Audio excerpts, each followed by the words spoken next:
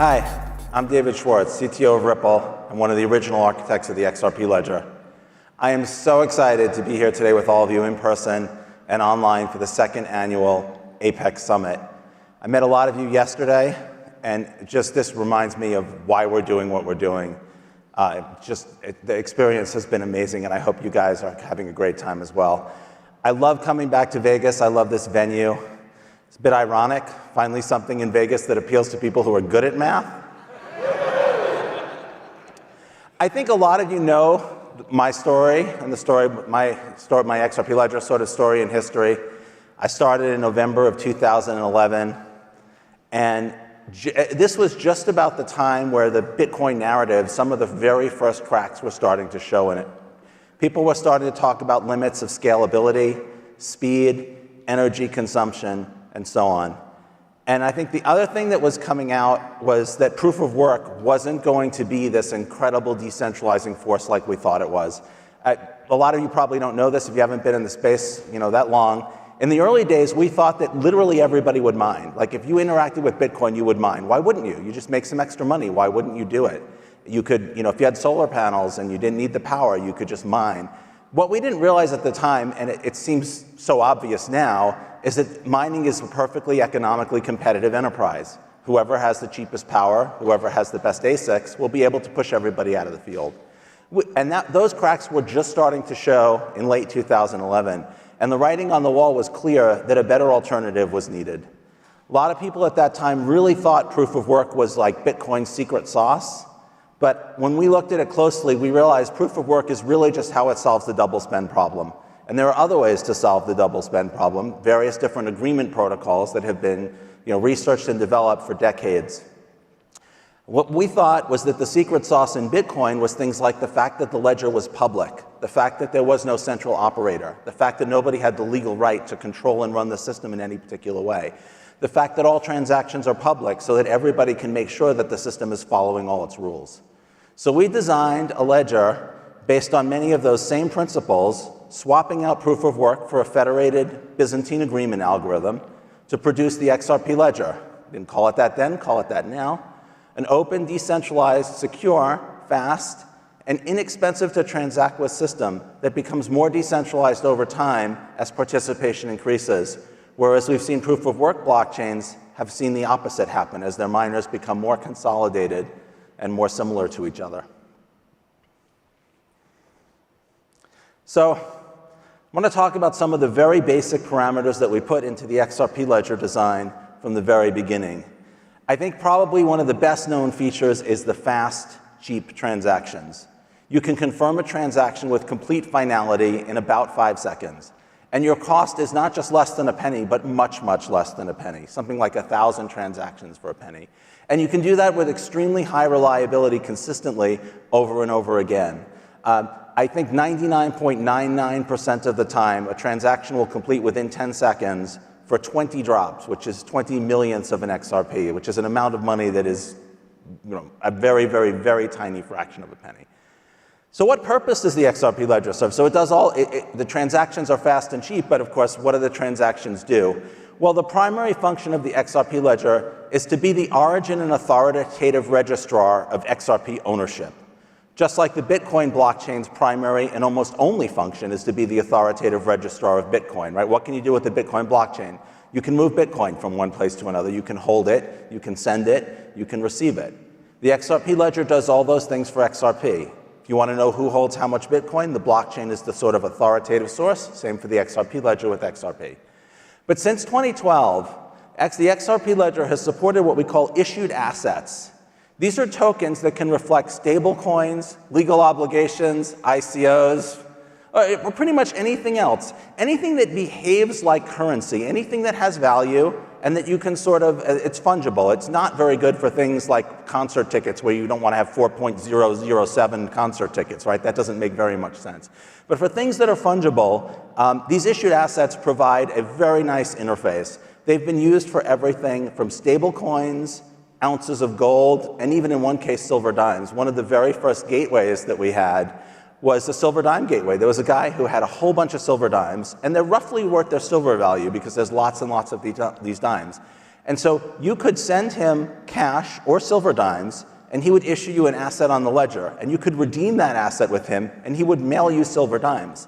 And I still have in my desk drawer a little vial of silver dimes that are in my hands because of XRP Ledger transactions that occurred in the very, very earliest days of the ledger.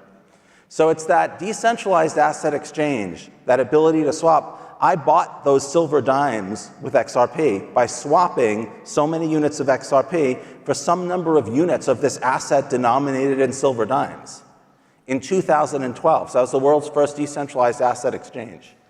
A major XRP Ledger feature is this decentralized asset exchange integrated into a payment engine that supports cross-currency and cross-asset payments. This is an extremely sophisticated payment engine. Anybody who's developed on it can tell you it's incredibly complex. But the reason for that is to provide this seamless experience where you don't have to think about what asset you're holding and what asset somebody wants to pay. It just works. A year ago, Ripple had a developer demo day that was just purely internal. It was just for our employees to show other people at the company what they had developed. And I demonstrated the payment engine on the XRP Ledger. So I logged into an XRP Ledger account, and I typed in another account, right? And I said, I want to send them 1 Bitcoin. And it said, you can do that with this many XRP, this many euros, this many US dollars, because I had all of those balances in the account. This was live on the real ledger. And I could push any one of those currencies, and the prices would change in real time as the DEX exchange rates changed. And afterwards, people were so impressed by this demonstration that cross-currency payment flow was so smooth. They're like, what software is this? What have you just shown us? Remember, this was a year ago. And I said, this is the first XRP Ledger wallet from 2014. So this is technology that was 7 years old using the DEX that was built in 2012, and it still to this day is something that the conventional financial system can only provide to like the highest level enterprise customers. It is virtually impossible anywhere in the conventional financial system for you to hold multiple balances in multiple different currencies and then be able to make a seamless payment paying from the asset of your choice to the asset of your choice. And if you did get that, the fees would be astronomical. So this is functionality that you just can't find in other places. It just works. And the prices, again, the rates are incredibly cheap. Invariant checking is something that I'm very proud of. Mostly came from a man named Nick Bougalis, who I'm sure many of you have heard of. Great developer, great friend of mine, lives in Las Vegas. And what it does is it allows many kinds of very serious bugs to be caught without corrupting the public ledger. So if you could imagine hypothetically, let's say there was some bug in the XRP Ledger software that allowed somebody to create XRP. I mean, it's hard to imagine a worse bug, right? And that could happen. There's thousands and thousands of lines of code in the XRP Ledger. Who knows, somewhere in a payment transactor or an account set transaction, there could be a bug that could allow somebody to create XRP. We've audited it, other people have audited it, we hope there isn't. But you're talking about tens or hundreds of thousands of lines of code. It's very hard to be confident. And that code is changing. XLS20D adds functionality. Could it add a bug that creates XRP? We certainly hope not. We've looked very hard. But the problem is, like, if you ask me, like, how do I know there's no bug like that? And I say, well, go look through these hundreds of thousands of lines of code and you won't find a bug. If you do, let me know, please.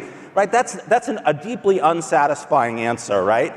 And that's how many blockchains work. That's how the DAO attack worked, right? The DAO, if you guys remember, there was one of the first DAOs on the Ethereum blockchain. It was called the DAO because it was the first DAO. And it got attacked by someone who found a way to cause the DAO code to do things that people didn't want it to do. And that code was audited, and the auditors missed it because they're human. What invariant checking does is it's a very small piece of code. It's a tiny piece of code that you could realistically audit, right? If I said, here's the 150 lines of code that says thou shalt not create XRP, you could actually audit those lines of code. And we don't change them unless we have really good reason to. And what they do is they look at the consequences of a transaction. So let's say hypothetically, bug in XLS20D, some NFT transaction can create XRP. We certainly hope that's not true, shouldn't be true. But who knows? We're humans, we make mistakes. After that transaction executed, but before it was applied to the public ledger, the invariant checker will count how much XRP was created by the transaction and how much was destroyed. And there can be some, because a payment that moves XRP from one place to another effectively destroys the XRP at the source and creates XRP at the destination as far as like the math looks. And so you add it all up and you say, did this transaction leave more XRP in the ledger after than before. And if it did, the invariant checker throws that away. It just throws the transaction results away, and it puts an indelible mark in the ledger that says, hey, there was a transaction here that found a way to create XRP. And that XRP never gets created, and the public ledger never gets damaged. And this is really massive because it provides a very high level of assurance that these very, very serious bugs can't corrupt the public ledger. Because corruption in the public ledger is a very painful thing to fix. Going back to the early days of Bitcoin, I think it was 2013, there was a bug that corrupted the Bitcoin blockchain. It allowed people to create Bitcoin, and it went unchecked for a number of blocks. And of course, there's all this Bitcoin all over the place that shouldn't exist in the first place, and there's more Bitcoin than there should be. And in practice, really about the only thing you can do is everybody agree to rewind to a point in the past. Which, could you imagine undoing a day of Bitcoin transactions? Like how disruptive that would be to exchanges? So I'm extremely pleased and extremely proud of that invariant checking. Lastly, of the things that I'm going to highlight today is rekeyable accounts. Accounts are real things on the XRP ledger. They have balances, they have owners, they have properties that can be changed. This is unlike UTXOs on the Bitcoin blockchain that don't have properties. Well, UTXO has a balance and it has some key that can sort of unlock it most of the time, but that's the end of its properties. So imagine if you're a charity or even a large company, and you have an account on the ledger. You receive funds into that account, and there's somebody in your company or some process in your company that processed this, that can allow those transactions to be signed to access your funds. So say you're a charity and you just want US dollars. So you hire somebody to take all the donations that you've received and somehow turn them into US dollars in your bank account. Now let's say at some point in the future you change your mind, you say, okay, now we want to hold XRP, we want to hold Bitcoin, we don't want to convert them into dollars immediately. So you fire the person or the company that was doing that, or maybe the employee leaves. In blockchains like Bitcoin, you have to change your receiving address at this point because there's no other way to change the key. There's no other way to lock out the company that had access to your account before. That's very disruptive, particularly for charities that have public, well-known addresses, right? There's a donation address for, let's say, the Electronic Frontier Foundation or your favorite charity. If they have to change those receiving addresses, that's very disruptive. So the XRP ledger has accounts as things that have properties. So what's been going on this year? I mean, it's just been incredible. It's just been incredible, the pace of development. You guys should give yourselves a hand, seriously, because we cannot do everything, we will do everything, and we don't know what people, this is an amazing thing to say, but like very often, we don't know what people are using the ledger for because they don't tell us. Like if you don't tell us, we don't know. And there's a lot of stuff that goes on that we don't know. There was one time where there was a multi-million-dollar a day remittance pipeline on the XRP ledger. We figured it out months later, looking at the data. It's a public good, it's a public resource. We at Ripple are focused on enabling developers to build on the XRP ledger easily. We provide tools, services, and so on. We're one contributor to the global and growing development and evolution of the XRP ledger. And it has just been amazing to be part of this community. It has just been the most fantastic experience. I think I speak for everybody at Ripple. It has just been amazing working with everyone. We've been focused on new native capabilities. We've been focused on sort of the periphery around the ledger. And we've been focused on making the XRP ledger easier to use for developers. The developer community, even in the past year, in 2022, the growth has just been incredible. Just comparing Apex this year, if you were here last year, most of you weren't. The growth is just amazing. And I think awareness of the XRP ledger as a layer 1 option has been increasing. Those speeds, fees, scalability, low energy uses, and I think the track record, 10 years running, and the built-in DEX, tokenization, sourcing efficient liquidity. The XRP ledger rises to the fore as a core opportunity to differentiate against other chains with these features. So I guess I have to name a few of them. The big one that's on everybody's mind today is XLS20D. Yeah. I know there's a lot of people here who contributed to that effort. And I just want to say, again, it's a testament to the strength of the community that is not at the, we know so little about, and we tried, but the space is so rapidly changing, And we don't know we know what people are doing, but what we don't know is what people aren't doing because the tools and technologies they need to do it aren't there. And it doesn't do us any good to build the tools to let people do the things they're already doing because they obviously already have them or they wouldn't be doing it, right? So like, we need people to tell us, what are you not doing? What do you need? And so that community feedback, we guessed at what we thought people needed, and sometimes we were right, and sometimes we were wrong, because, you know, we can only tell what people are doing. So that community feedback was fantastic. We had explosive interest from developers in building around NFT projects, and developers at Ripple proposed and built native support for NFTs with that feedback from the community. So we introduced the XLS20D specification in the first quarter. Now, as many of you probably know, Wei-Tzu found a way to make NFTs without XLS20D support using the issued assets. And it's amazing. I mean, it's a fantastic engineering feat because people would have said that like there's no way to do it. He found a way to do it, but you know, it's using thrust to make a pig fly. It's very impressive that you can make a pig fly, but we don't take pigs across the country for very good reasons, right? So not to take away from that, that was amazing, but it was not the scalable solution that we needed. And I think that sort of lit a fire under a lot of people to say, well, we need to come up with a proper way to do this, a way that fits with the, you know, the XRP Ledger philosophy. So he added native NFT, XLS20D adds native NFT object support with functions like minting, burning, trading, royalties, a URI for metadata, and critically an efficient storage mechanism. So there wasn't anything in the XRP Ledger previously that you needed to store a lot of.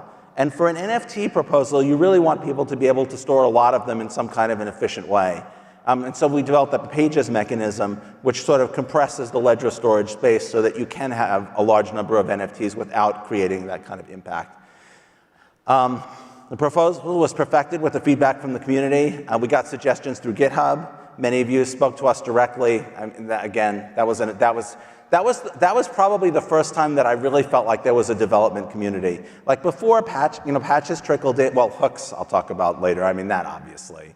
You know, but this was the first case where we really experienced directly that sort of collaboration process that we want, where something's, you know, was sort of a back and forth about a feature. So the amendment opened for voting in the second quarter, and you know, we're extremely excited. So like I said, it enables minting, trading, and burning. It has additional features like automatic royalties, co-ownership of assets, features that people told us they needed. And it does not require smart contracts. So this is an advantage and a disadvantage, and I think there's like a significant sweet spot of use cases that XLS20D targets.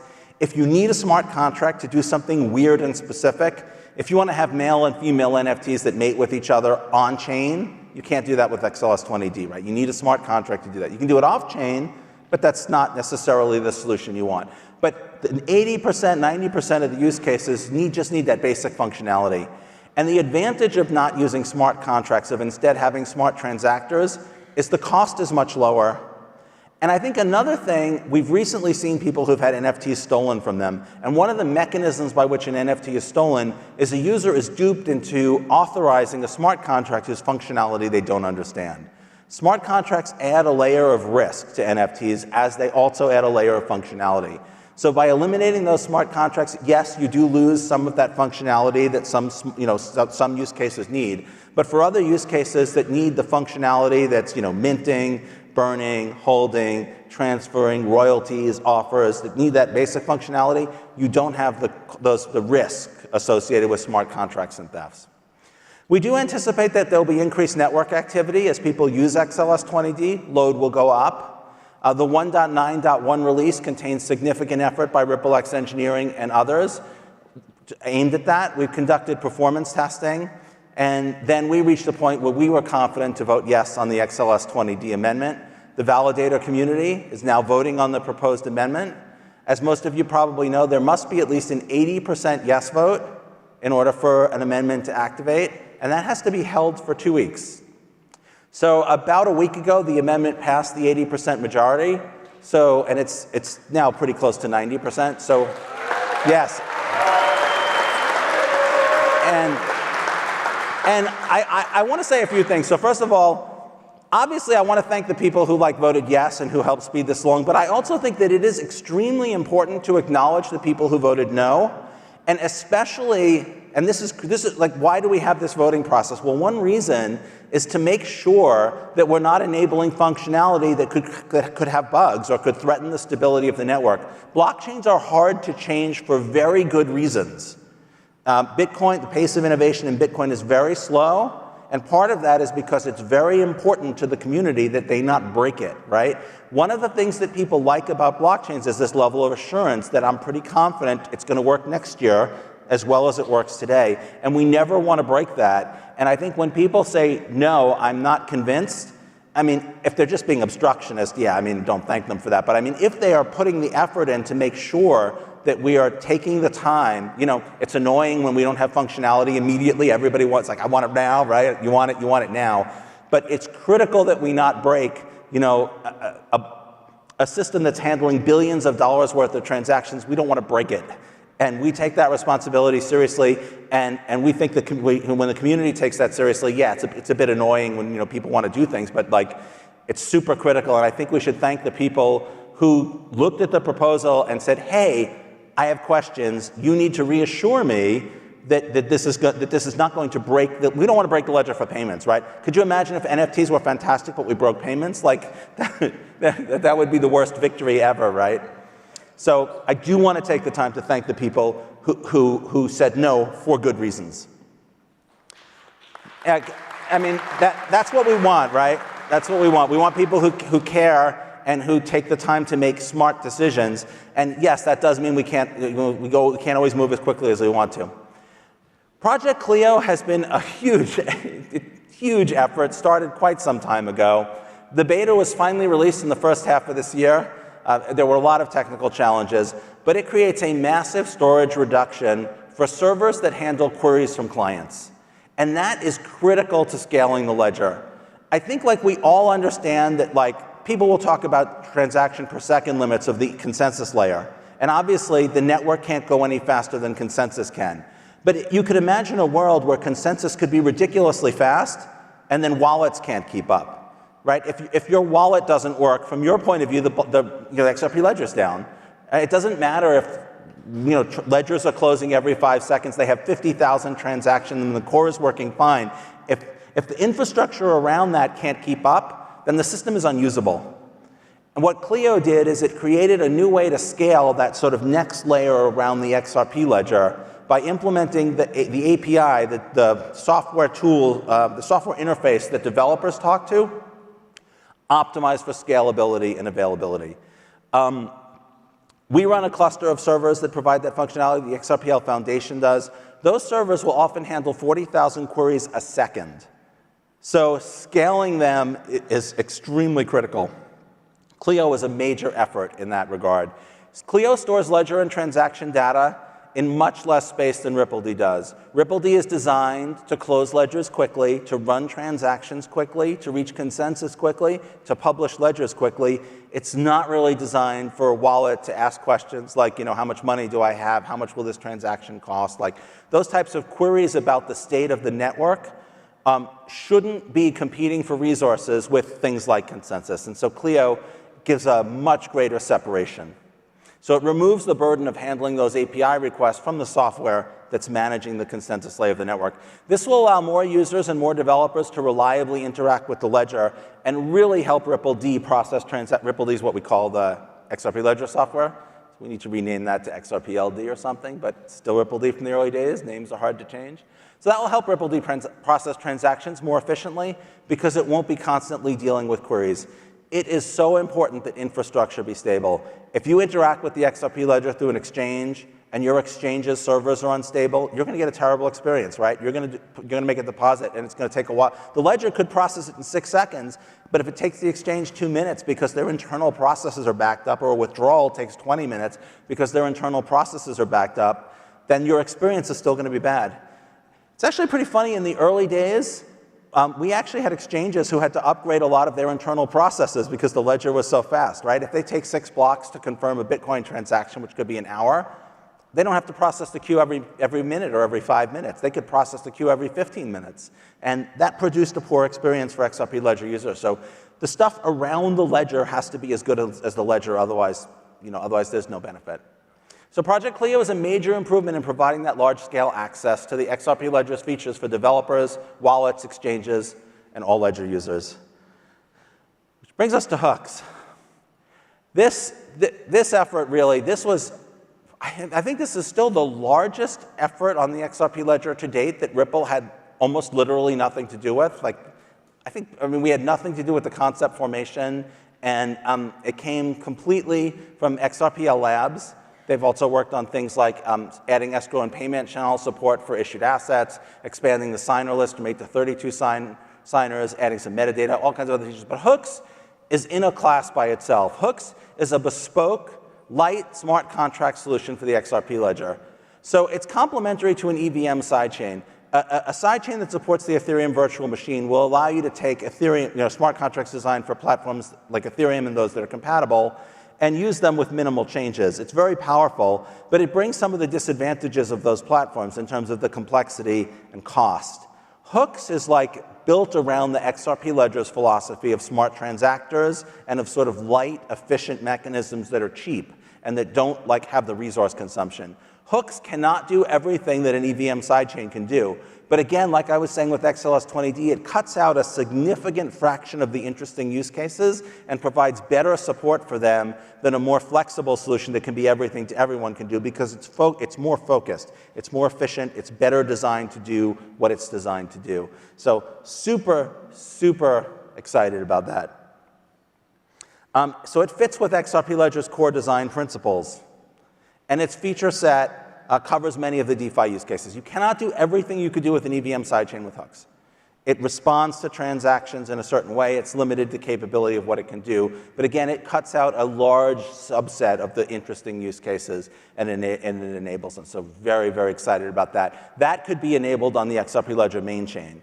Whereas like EVM smart contracts, if you enabled those types of smart contracts on the main chain, you would lose the functionality for payments. Like cost would go up, throughput would go down, and we would lose some of the things that make the XRP Ledger great. So, rather than having this great payments but no smart contract functionality at all, or full smart contract functionality, but anybody use Ethereum for payments, right? You can't, because the speed is so low and the cost is so high. So this gives us a nice middle ground that gives us, for a significant set of interesting use cases, it gives us a solution.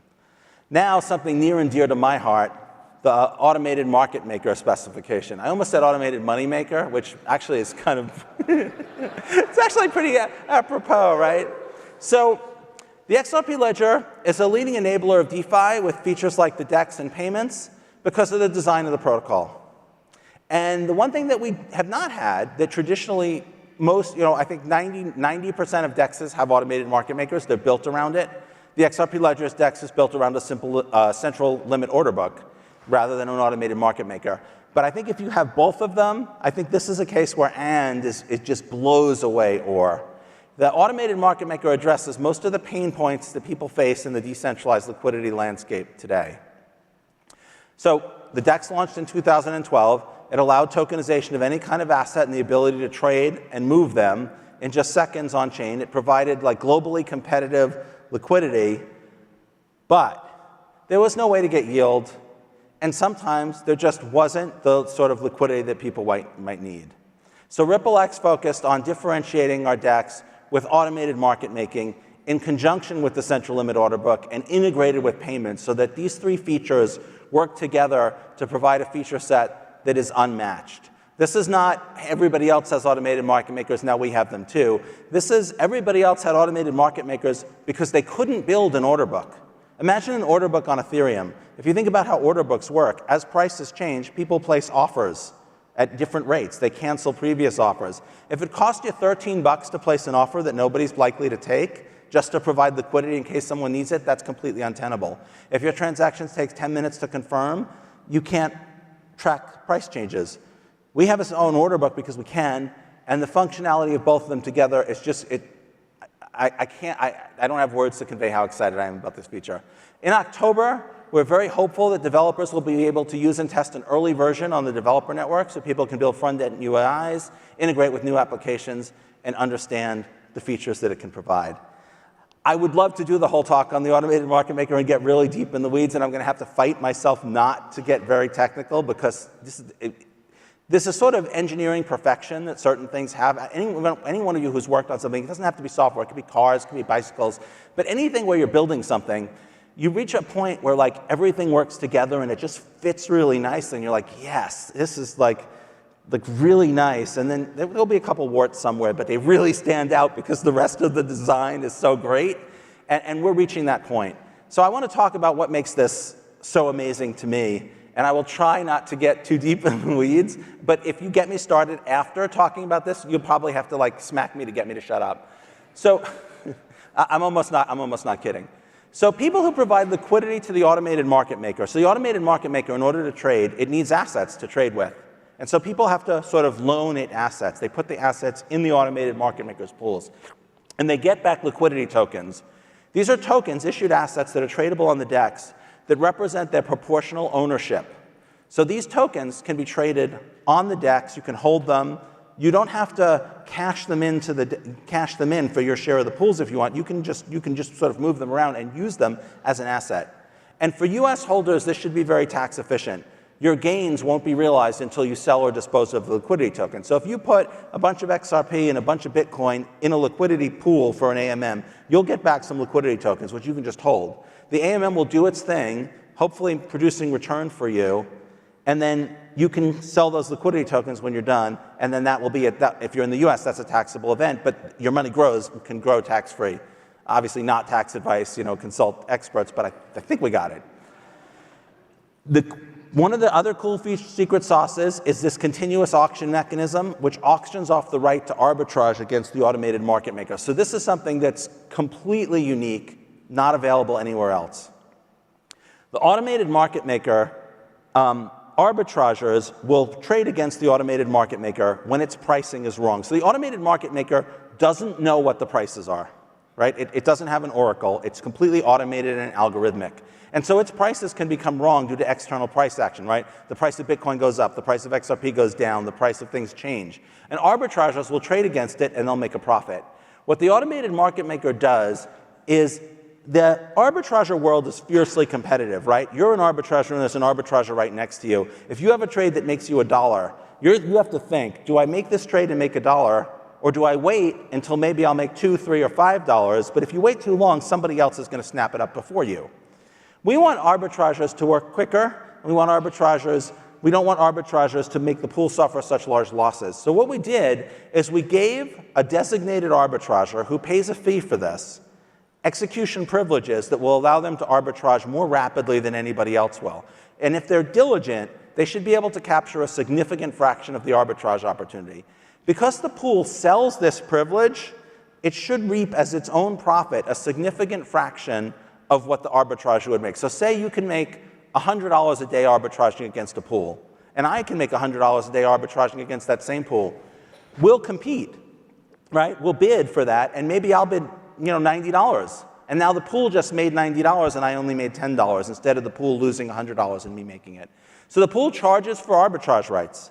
And it does it using its own liquidity tokens as the currency by which you buy these arbitrage slots, and it destroys them when they're paid to the pool. So arbitrageurs who want those arbitrage slots have to acquire liquidity tokens either by putting money into the pool or buying them from other people, and then they're destroyed. And if there are fewer liquidity tokens outstanding, the value of each one goes up because it's a claim against the assets of the pool. Now, another thing that happens is volatility. So external prices change, right? The price of XRP changes, the price of Bitcoin changes. That means the value of the assets the pool holds changes. And that drives up both arbitrager activity. There's only an opportunity to arbitrage if the price is out of whack. One source of the price being out of whack would be changes in the price. But also natural ledger activity, people making payments and offers. All of these things trade against the AMM instance, and the AMM makes a spread. But there's something else going on that's almost more exciting, which is volatility is harvested by the automated market maker. Normally, volatility just results in risk and a reduction in yield. But here, it's a gain in yield.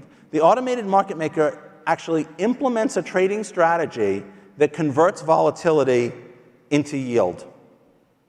I could go on for a very long time about that, but I'm not going to because it's going to take us way in the weeds. But if you see me, again, if you see me outside, trading strategies are something that I'm very, very interested in. If you think about what an automated market maker does, when the price goes up, it sells, and when the price goes down, it buys.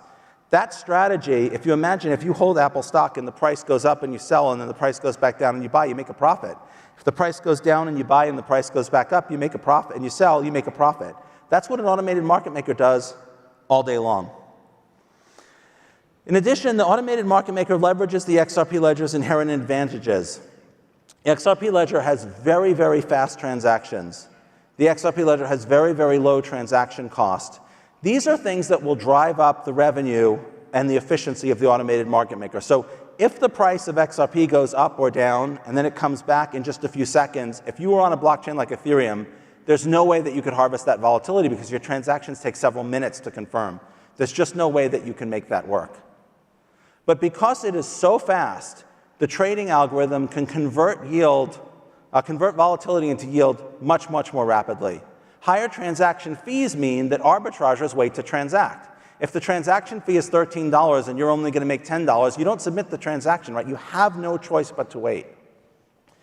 But because the transaction fees are so low on the XRP ledger and the transactions are so fast, that means arbitraging is going to be more efficient, and the pool is going to be able to capture more volatility for yield. XRPL's low transaction fees, high transaction speeds make arbitraging so much more competitive and so much faster that it reduces the pool's arbitrage losses and increases the pool's volatility gain. Lastly, the XRP ledger doesn't have block producers. Block producers, if you know anybody know what MEV is? So these are block producers who are finding ways to essentially front run. It would be illegal anywhere else, right? Miners, stakers, block producers, whatever you call them, can front run AMM transactions. But you can't do that on the XRP ledger because there aren't miners, stakers, or block producers. The consensus process doesn't allow any party to be the dictator of the moment to run the block. This makes arbitrage slots more valuable and should increase the returns on the continuous auctions, resulting in more liquidity token destruction and more yield. One of the disadvantages of holding assets like XRP and Bitcoin is their volatility. All right, why do we have stablecoins? Because volatile assets are like hard to hold and use. I'm hopeful that this combination of features in the AMM specification will turn that disadvantage into a significant advantage. AMMs will harvest volatility for yield. Volatility will drive market makers, from which the AMM makes a spread, right? If the price of Bitcoin stays at $20,000, eventually everybody who wants to buy at $20,000 is bought and everybody who wants to sell at $20,000 is sold.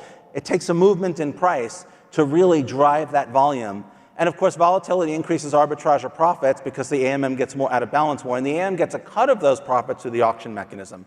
So this could really turn the volatility of a digital asset from a downside to an upside. Super excited about it. There's been a redesign of sidechains.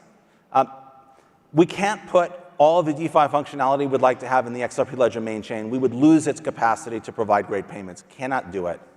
So in the next half of the year, we're going to be focusing on sidechains to allow people to build fully functional dApps. We're going to have an EVM-compatible sidechain. We'll allow assets to move. And this will provide a good list of advantages. One of the important ones is horizontal scalability. However many transactions we make the XRP ledger able to do, that's how many transactions per second it's going to be able to do. And people are always going to want more. And with sidechains, you can create additional ledgers or additional chains that have their own transaction per second limits. And so you get that horizontal scalability, right? In almost any other space, if you want more capacity, you fire up another server, you get double the capacity. You fire up another one, you get another 30%. You can't do that on blockchains, right? You can't just fire up another XRP ledger instance and have another 1,500 transactions per second or something. So sidechains will give us that capability. It will allow assets to move from chain to chain, so you can have premium assets. If you really like Ethereum as your asset, but you want the XRP ledger smart transactors, you can have that. Whatever combination of features you want, you can have. The obvious one is having XRP on an EVM-compatible chain, but that's like the one that most people would think of. But there are maybe people who want the reverse, right? If you want really great payments with ETH or really great, fast, cheap payments with Bitcoin, you want the XRP ledger's mechanics, but maybe you want these other assets. And so this gives you that combination, which allows people to innovate at the blockchain level. Like the great thing about Ethereum is you can innovate at the smart contract level, but you're stuck with the layer one parameters that they have. You get what you get. And if you don't like those, tough. You want more storage space? Tough, right? But this will allow people to innovate at the blockchain level. And it will also allow features like hooks or other features to be tested with real assets, and so they can make a case for adoption on the XRP ledger. As I was saying before, we don't want to break the ledger. What better way to prove that something is safe than to run it on a live blockchain with live assets and show that it works?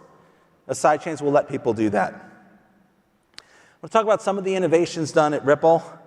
We've been working mostly on sync time reduction to reduce the time it takes to start an XRP ledger node up. We're now down to less than 2 minutes in cases where the server has only lost sync for about 256 ledgers. We've drastically improved status reporting. Memory usage reduction, any of you who run nodes know what we've done. We've reduced memory consumption by more than 15%, which is extremely important to allow a sort of diverse ecosystem of nodes operating. If you run nodes hosted on cloud computing, memory is really expensive, like much more expensive than almost any other resource. And so bringing down that memory consumption is critical. Forward ledger replay has been a huge effort for us. It's the nature of the XRP ledger's consensus algorithm that a very small number of servers occasionally lose synchronization with the network because of how fast it operates and because it doesn't make absolute certainty that everyone agrees before making tentative forward progress. So we want to reduce the node operating cost by reducing the need for resources to sort of catch up when the server goes out of sync and take the pressure off the network. Because if a server is out of sync, it puts more pressure on the rest of the network. They have to help it get back into sync, and then it can't provide services to anyone. So we've made a significant effort in this feature called Forward Ledger Replay. I won't go into the technical details. It also improves security against certain very rare attacks. Huge feature, huge progress this year. We've put all of this effort into performance and scalability, reducing the cost to operate a node, helping to push decentralization further out. We want people to run their own nodes, and improving the network stability and reliability. XRPL Labs made the signer increase amendment to increase the number of signers from 8 to 32 and allow metadata to be attached to those entries.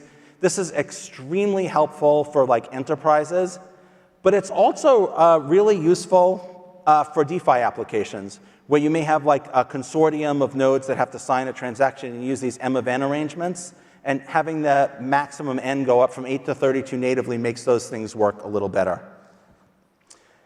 So I always hate when people ask me to predict the future. I don't know what's going to happen. Hopefully the AMM solution is going to be deployed. You know, we're going to see more enterprise DeFi applications, but we need you guys to build the future. We need you to tell us what you need. We need you to build things. XLS 20D is imminent. So, you know, everybody always asks me to look at my crystal ball. We're going to have NFTs. We're going to have the AMM. We're going to have hooks. It's going to get faster. Can't tell you anything else. I know everybody wants me to. So here are some links: the XRPL Foundation, the XRPL Viewer, and a link for XRPL grants. We need you. Thank you. So great to be here.